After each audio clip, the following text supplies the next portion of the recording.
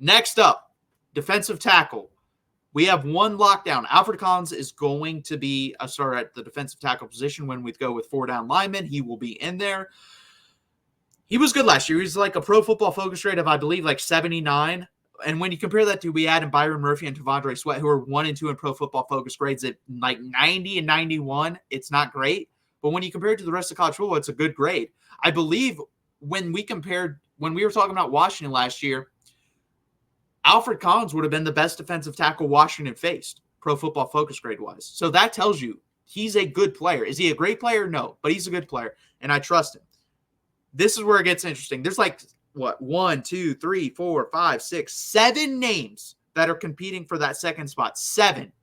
You have Alex January, the freshman, who has been making names apparently. And there's a real chance, guys, he plays more snaps than the 5-star freshman at defensive end in Colin Simmons. That is crazy because this guy was only a 3-star. They were teammates at Duncanville, but he's been looking great. We'll see if that continues in the fall. Bill Norton from Arizona, 32 tackles, 2.5 tackles for loss, 2 forced fumbles, 0 sacks. He is the run anchor on this defense. He is the nose tackle. He will line up over the ball. He is the run anchor. He's not great at getting after the passer, obviously, with 0 sacks.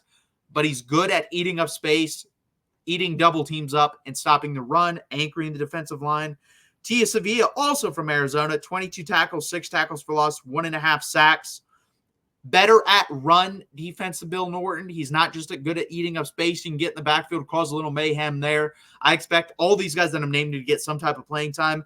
Aaron Bryant appeared in 7 games, 6'2", 305 pounds, 4-star sophomore. He is the second best run defender, apparently, or anchor, I should say. Sorry, anchor on this team behind Bill Norton. So I think you're going to see him rotate in there when Bill Norton is gassed at anchoring and being the nose tackle, lining up over the ball. And I got to eat some crow on this. I said he wouldn't play that much this year. I'm taking that back. I think he's going to play quite a bit. I think he's going to get 15% of the snaps, which is quite a bit for a lineman, especially when you're this deep. Sadir Mitchell, 6'6", 350 pounds, appeared in 4 games.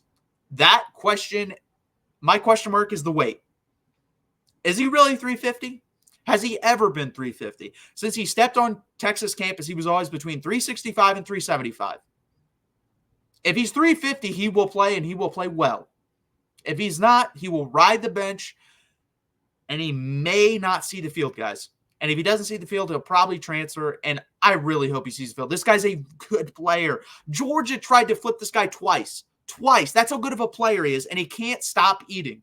That is his biggest issue, is eating. Stop eating. Stop. If you stop eating, and I should say this, when I mean stop eating, eat healthier, make better decisions. You will be a millionaire if you do that. That's how talented you are. You are a freak.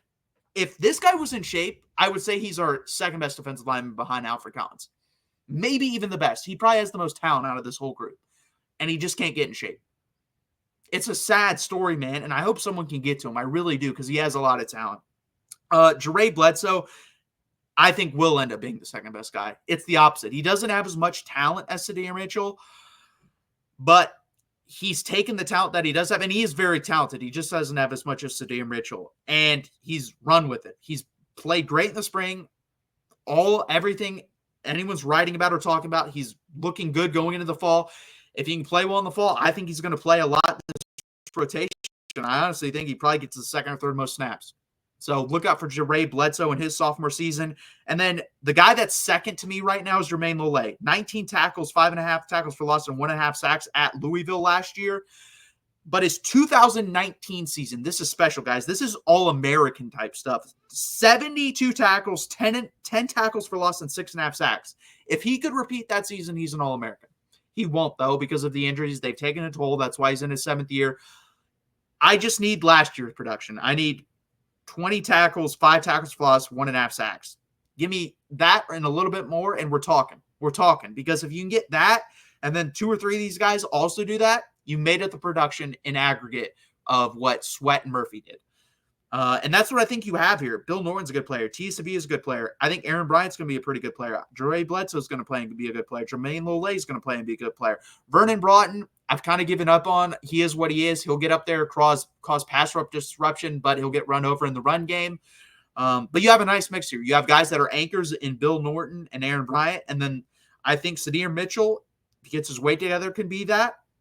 And then the rest of these guys are kind of havoc players, and I think Alfred Collins can do a little bit of both. So I like this room, again, depth-wise. High-end talent is not as good as last year, and I wouldn't expect it to be getting rid of the best, in my opinion, the best defensive tackle combo in the country and probably in the history of Texas football. So hard to replace that. We're not going to be as good as we were there last year. We were an A+ there last year. But do I think we can be a B+? Yes, I do. I think there's enough talent here. And Sanir Mitchell, my God, man, please, I will eat my words. They could be an A+ in the interior if he's actually 350. If he's actually 350, we're talking special defensive line. We're talking special because I like the edges, but the interior is my question mark. But I do think Alfred Collins will have a good year. He's always had a good year. Can he have a great year is the question. And all these other guys will get playing time. I think it's going to be Alfred Collins, Tremaine Lollet to start out. I think if we're talking snap-wise, you're going to see Tia Savia and Bill Norton next. And then you'll see Jeray Bledsoe and Aaron Bryant in there too. I think Vernon Broughton's actually going to get pushed out. I really do. No offense, you've been here too long, man, and you haven't produced. So I think he'll play, but I think we'll end up being 5th or 6th in snaps at the end of the year. Next up is the second cornerback position. It's going to be Gavin Holmes or Javion Cole. Gavin Holmes, in last year, 14 games, 16 tackles, 2 passes defended. He actually had a high Pro Football Focus grade, upper 70s, but he needs to get back to this. This is why he came to the University of Texas. This is why he's recruited to the University of Texas. 2022 Wake Forest. 23 tackles, 9 passes defended. I believe he was second team All ACC. Has to get back to that form because if not, I think this guy's going to start at the cornerback position. Javion Cole last year was great.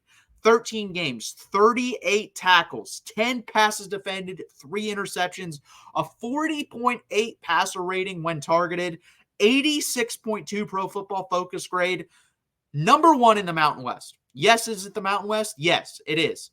But he's done a great job when he played good competition. He did. If you go watch the USC game, he was great in that game. I think he was targeted 4 or 5 times. I think they only completed 1 pass.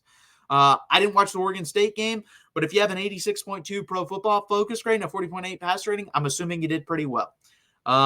This guy's a ball hawk. If you watch him, he's a ball hawk. He knows how to play the ball. That is something Texas has been missing for a while at the cornerback position. Honestly, the secondary in general has been missing that. Gavin Holmes is a little bit more physical. Could I see a platoon like you did last year with Gavin Holmes and Terrence Brooks? Absolutely. I could see Gavin Holmes actually playing on running downs and coming in because he's more physical. I could see Javion Cole coming in on obvious passing situations, 3rd and 7+ type thing, or 2nd and 10+. I could see Javion Cole coming in and Gavin Holmes coming out because this guy makes plays on the ball. He fits the scheme. He does what PK likes to do, which is turnovers, create havoc. I think he can play for this Texas team. I really do. I think he's going to have a good year. He'll get some playing time. I think he's our second best cornerback as of right now. I think Kobe Black, the 5-star, could come in, but I'm not a fan of Gavin Holmes. He was way too inconsistent last year, and inconsistency in the SEC will get you killed.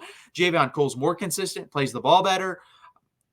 We have enough run defenders on this team. I don't care if my cornerback's bad at stopping the run or even being physical at the line of scrimmage. Hell, you guys played off coverage most of the time last year anyway. So if you want to play off coverage, play Javion Cole. If you're going to actually press man coverage, fine, play Gavin Holmes. But you haven't done it while you've been here, PK. So why not run Javion Cole, who can play the ball better out there?